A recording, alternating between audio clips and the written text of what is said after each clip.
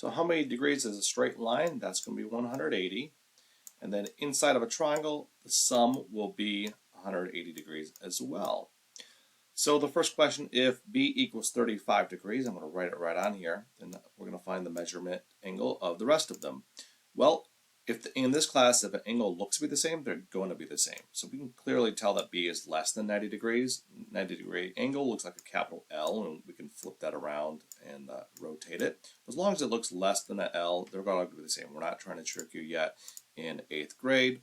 So other angles that are match would be C would also be 35 degrees, F would be 35 degrees, and G would be 35 degrees. And if it's not the same, they're going to add up to be 180 degrees. So all we have to do to find out the rest of them would be 180 minus 35, and that's going to be 145. So we're going to find the value of the rest of these. If A equals 3x plus 58, I'm going to write that in there. And B is just 1x, or just x. So we got the sum of those three angles there, the A plus B plus this right angle, is going to be 180.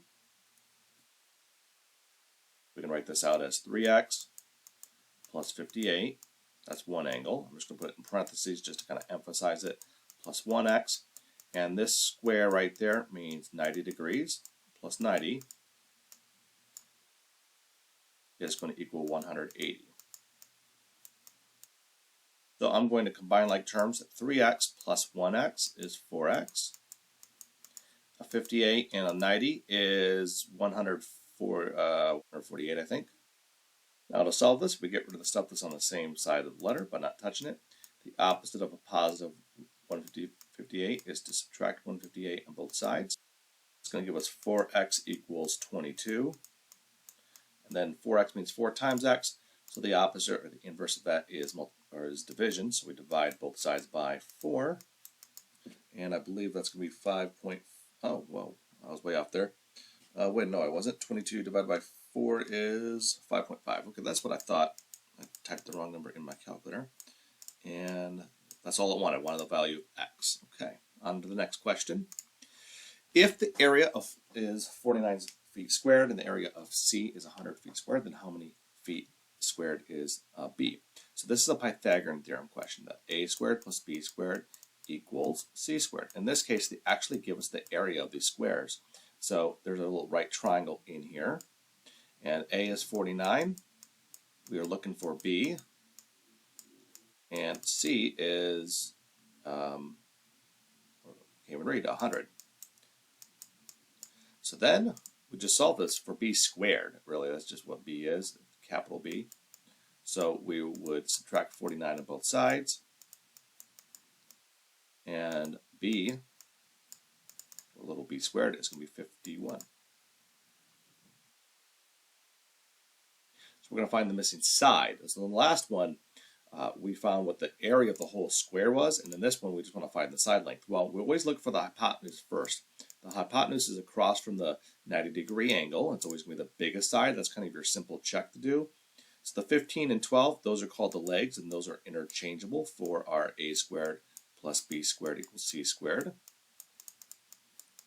So we're going to have 15 squared plus 12 squared is going to equal x squared, and then we're going to use the calculator. We want to do 15 squared first. That means 15 times 15. Do not do 15 plus 12, get that number, and then square it. Order of operations, we have the square numbers first. 12 squared is 12 times 12, which is 144. 225 plus 144 is 369.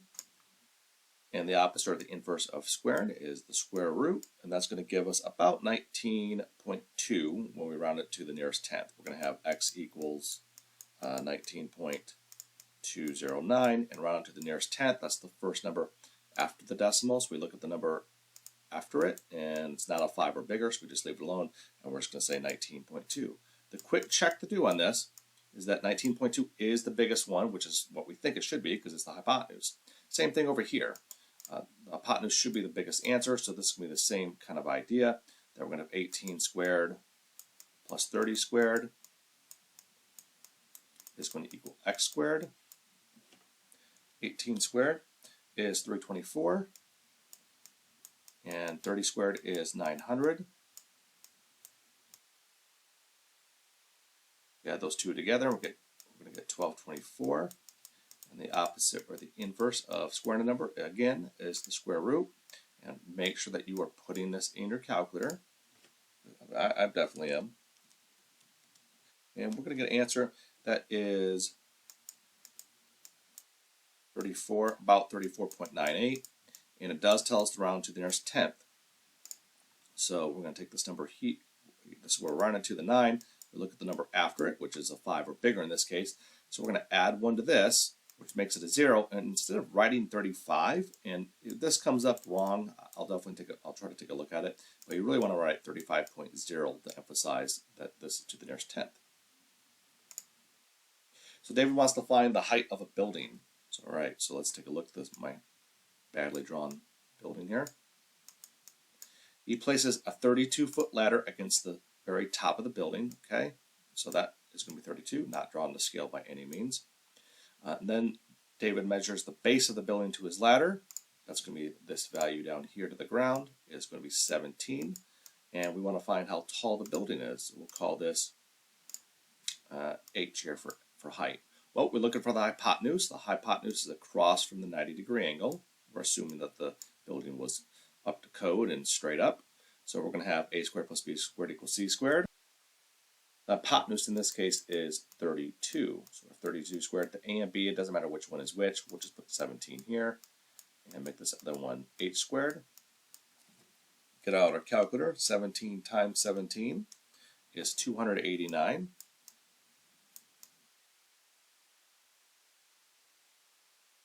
(32 squared), 32 times 32 is 1024. And we get rid of the stuff that's on the same side of the letter by not touching it. That's the positive 289. So we subtract 289 on both sides. That's going to give us h squared equals 27.11. And then the opposite or inverse of squaring a number is the square root, not divided by 2. Oops, I already skipped ahead there. H squared is going to be 735, and now we take the square root. I did 2 steps in my calculator at once without writing it down, and that's going to give us h is going to be about equal to 27.11, and it tells us to round it to the nearest tenth, which is the first number after the decimal. So we look at the second number. If it's a 5 or bigger, we add 1. It's not, so our answer is going to be 27.1 feet.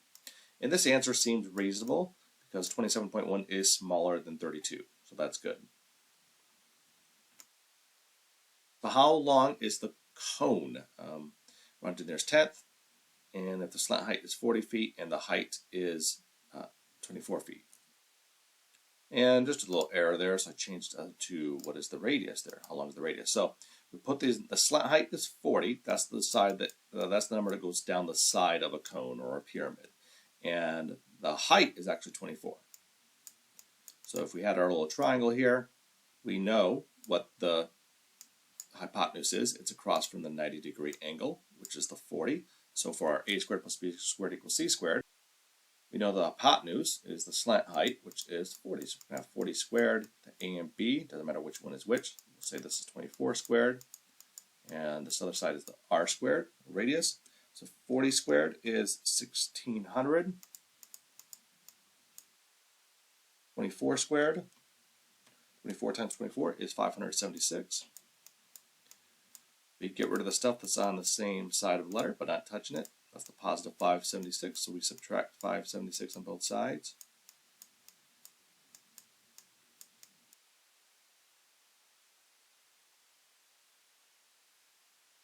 That gives us r squared of 1024. And then finally, the opposite inverse of squaring a number is the square root. It doesn't tell us where to round it to, so we'll probably just round it to the nearest tenth like we have been. But I guess we don't need to because the square root is 32. We're going to find the distance between these 2 points, and we can round our answer to the nearest tenth. So even if it was like 15, we're going to write 15.0. So I like to do this just by subtracting my x's. So here's my x's. So I'm going to do 8 minus a negative 7. And that's going to be 8 plus 7, which is 15. So my x value is 15. That's the distance going left and right is 15. And my y's, the difference between them, would be 15 minus 5. That's going to be 10. So this is very, very crudely drawn right here. If I just put a plot, negative 7, 5 is somewhere over here. That's my A. And my B is somewhere up here at 8, 15. This is not drawn to scale by any means. And we want to find out what the distance is going to be. And you could plot this and really kind of count them out if you want to, about how far they are apart. I'm just going to go through the algebraic way. So, but we do know, and here's our little triangle, that I'm going to say this is my A or my X, this is my B, and we're trying to find out the distance, which is always going to be the C. So we're going to have 15 squared plus, rewrite that, 15 squared plus 10 squared is going to be, let's say D for distance squared. 15 squared is 225. 10 squared is 100, and I apologize for the handwriting starting to get a little worse. My hand starts to cramp. And that's going to give us 325. The square root of 325 is about 18.02. It does tell us to round to the nearest tenth. And that's going to be right here. So we look at the number after it. It's smaller than 5, so it's going to be 18. And we're not going to write 18 though. We're going to write 18.0 as per the instructions. We want to put in the tenth. So this question says, how much distance is saved by a bird that flies directly from A to B than a car that has to take that route from going south and the east? So this is another Pythagorean theorem question. So A to B, each one of these is 10, it says. Each block is 10. So my A is right here. That's 3 blocks, so that's going to be 30. And going left to right is going to be 20. So 30 squared plus 20 squared is going to be our distance squared. We'll call that D. 30 squared is 900. And 20 squared is 400. That's going to get 1,300, so we're going to have to go 1,300 miles. Wow, that's really far there. Not really probably the most accurate map. But the square root of 1,300 is about 36.05. Let's see. So if you go, the car is going to have to go about 36.05, or we'll just say 36.1 miles. So how, but the question is, how much distance is saved? So the bird goes 36.1 miles, and the car goes 50 miles, the 30 plus the 20. So this just tells us the distance. We went 30 miles south and then 20 miles east. So we're going to do 36.1, and we're going to subtract that from 50. So that's going to give us about 13.9 miles saved. So we do have to read the question kind of carefully and make sure we're just not throwing in numbers. So a Pythagorean triple has it's 3 integers or 3 whole numbers where it fits. So let's take the bottom one, 3 and 5. So we try this. Does 3 squared plus 5 squared, and we'll see if this is c squared. And if not, it's going to be the other way. So 9 plus 25 equals c squared.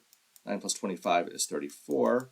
So that's going to equal c squared. And then you take the square root of 34 and you get about 5.83. So that won't work. So we're going to give that a frown face. So then we try it the other way. We'll just say 3 squared. Now 5 squared has to be over here in the c because it has to be, it's larger than 3 squared. You always have to have your largest number over there. So we'll try this with a b. 3 squared is still 9. 5 squared is still 25. 9 on both sides, and I am going fast because I'm running out of time in my little calculator. Square root of both sides, and that's going to be 4. So that one will work. So we plug this in the wrong way, we get b squared equals 9401. And when you take the square root, it would give us 96.95, which is an error, so that or it won't work for Pythagorean triple. So no. But if you plug it in as the A and B, and you're looking for C there, then C is going to be 101, and that fits.